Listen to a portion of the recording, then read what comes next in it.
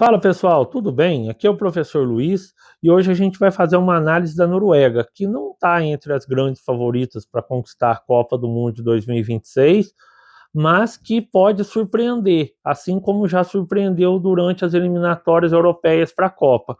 Para quem não sabe, a Noruega foi a responsável por mandar a Itália direto para a repescagem é, durante as eliminatórias. Inclusive, a Noruega ganhou todos os jogos, ganhou seus 8 jogos durante as eliminatórias, classificou em primeiro lugar com folga, fez 37 gols, só sofreu 5 e, inclusive, ganhou da Itália, tanto na Noruega como na volta na Itália, enfiando, inclusive, em pleno San Siro, um sonoro 4-1 na Itália. Então é uma seleção treinada aí pelo Oleg Solbakken, que pode complicar a vida de qualquer grande seleção que passar pelo caminho dela, e que a gente vai ver aí nessa estrutura, da forma como a equipe ataca, como se defende, que ela é composta por jogadores, por muito bons jogadores, de times de segunda, de terceira prateleira do futebol europeu, que vivem em boa fase, e que tem, assim, duas grandes estrelas, né? Martin Odegaard, do Arsenal, e o Erling Haaland, do Manchester City. Mas a equipe toda é composta por muito bons jogadores, que vivem em boa fase no futebol europeu. Então vamos lá, começando aí do goleiro, né? A formação, uma formação que eu chamo ela de mais clássica, mais conservadora aí, da Noruega. Um 4-2-3-1. Goleiro Nilan, do Sevilha, que não tem dúvida nenhuma, é o goleiro titular, tem sido, deve ser o goleiro titular durante a Copa. A linha de 4 defensores, pela direita, Ryerson. Aqui a gente já tem um grande destaque da seleção. É um ala do Borussia Dortmund, ele deu 15 assistências na Bundesliga, só ficou atrás do Olise, que deu 19. Então a gente vai ver que quando a equipe tem a bola, ele vira um ponta, um jogador muito ofensivo, tá? Que vai preocupar aí qualquer seleção que enfrentar a Noruega. Dupla de zagueiros, pela direita, o Aguer, do Brentford, companheiro do Igor Thiago, da seleção brasileira, um dos pilares aí da equipe, inclusive que ajudou o Brentford a fazer uma campanha histórica na Premier League. Do lado dele, o Hegen, zagueiro do Genoa, da Itália, também testado no mais alto nível, acostumado a grandes embates, aí, marcar adversários de grande nível técnico na Série A italiana.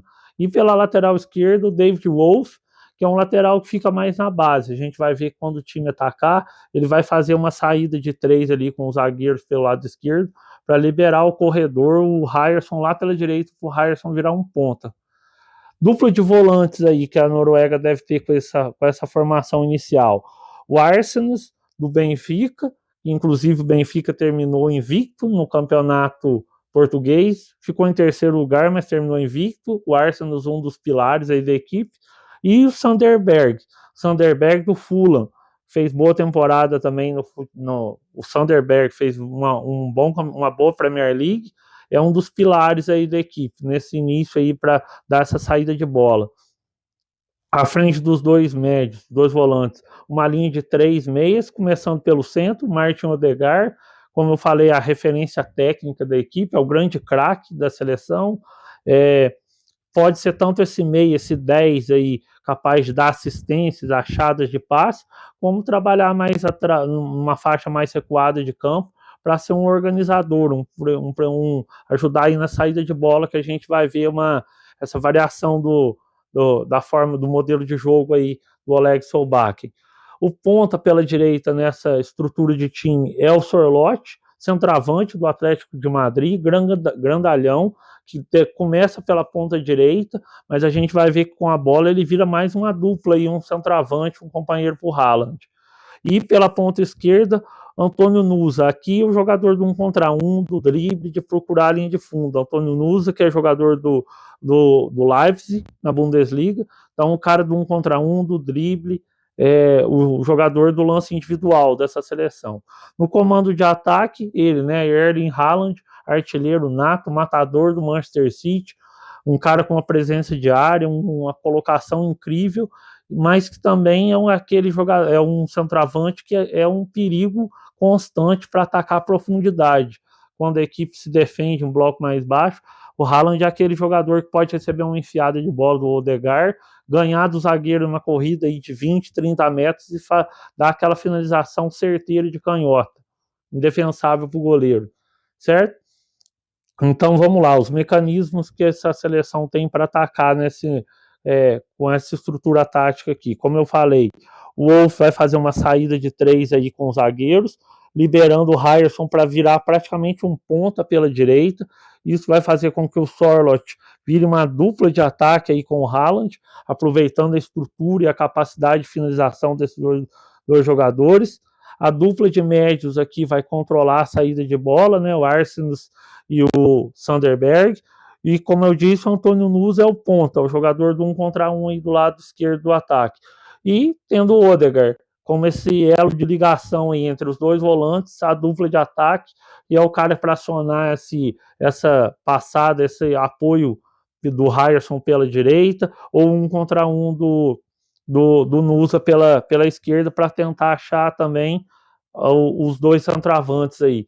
Muito poder ofensivo, principalmente também de bola alta, e é um recurso que a Noruega usa muito. Além de ter muitos jogadores com mais de 1,90 m na equipe, a gente tem dois jogadores grandalhões que tem muita capacidade de jogo aéreo, né? Sorloth e Haaland. Então, você ter dois jogadores de lado de campo, que são o Nusa e o Ryerson, dá muita opção nessa variação de forma como a equipe pode atacar, tanto por baixo como por cima. Outra forma que a equipe tem para jogar, certo? Como eu falei, agora a forma mais uma forma mais arrojada que a equipe tem de atacar é quando o Odegaard começa como sendo o segundo volante, e aí o Sorloth já passa a ser já começa como dupla de ataque. Nessa formação, mesma coisa, o Wolf dá essa sustentação para a saída de bola, certo? O Ryerson, como eu falei, vira um ponta, e aqui a gente tem a entrada do Oscar Bob, do Fulham, que já foi jogador do Guardiola, do Manchester City, que hoje está no Fulham, né, companheiro do Sanderberg, que ele começa a partir da ponta direita, mas quando o time tem a bola, ele abre o corredor para o Ryerson e vira mais um meia, né, para ajudar nessa criação, liberando o corredor para o Ryerson virar o ponta, como a gente já falou. E aqui a gente tem o Odegaard. O Odegaard tem total liberdade aqui, partindo de uma posição mais recuada, para qualificar essa saída de bola junto com o Sanderberg, para receber essa bola do zagueiro, girar, achar um passe, achar o Nusa um lançamento longo, achar o Ryerson numa profundidade aqui para chegar para um cruzamento, achar um dos dois centroavantes para um passe em profundidade nas costas da defesa, ou até achar mesmo fazer um jogo associado aí com o Oscar Bob pelo centro. Então, essa é a variação que a Noruega tem, que varia basicamente a entrada do Oscar Bob, mas principalmente a posição do Odegaard. Se ele vai jogar numa faixa mais adiantada, como eu mostrei na primeira formação, ou se ele vai começar numa faixa mais atrasada, dando início aí, qualificando a saída de bola da equipe. Sem a bola, a Noruega é uma equipe muito difícil de se enfrentar pelo seguinte: é uma equipe capaz de pressionar alto, porque tem jogadores que conseguem marcar em cima o adversário, então é uma seleção que fica confortável pressionando com um bloco médio mais alto, se for preciso, né? Tem jogadores que têm condição física para fazer isso, mas também é uma seleção que fica muito confortável recuando o bloco de marcação, jogando uma linha mais atrasada, porque recuperando a bola tem tem o Sorloth e o Haaland, principalmente o Haaland, são duas máquinas para atacar a última linha de defesa do adversário. Então, se você pressiona a Noruega, se você ataca, pressiona a saída de bola, tenta empurrar a Noruega para trás, numa recuperação de bola, numa achada de passe aí do Odegaard, do Sanderberg, ou até um lançamento do Ryerson, enfim, de um dos zagueiros, pode pegar principalmente o Haaland em profundidade, e aí ele é praticamente imparável. Como eu falei, um lançamento aí, uma bola em profundidade, 20, 30 metros, ele bate o zagueiro na corrida e finaliza, e aí ele é praticamente imparável, mortal mesmo. Então, todas essas características fazem da Noruega uma das prováveis grandes surpresas da Copa, que eu acredito que possa ser. E se eu não estiver enganado, conforme o chaveamento aí, pode ser que a Noruega seja adversário do Brasil em umas oitavas de final. né, se eu não estiver muito enganado. Então, é uma seleção que vai dar trabalho nessa Copa do Mundo, com certeza. Vai ser páreo duro enfrentar Haaland, Odegaard, Sorloth, enfim, essa Noruega treinada pelo Oleg Solbakken. Bom, é isso, pessoal. O espaço está aberto para a interação de vocês. Compartilhem, se inscrevam no canal, deixem um like aí, deixem um comentário, certo? Um abraço para todos e até a próxima.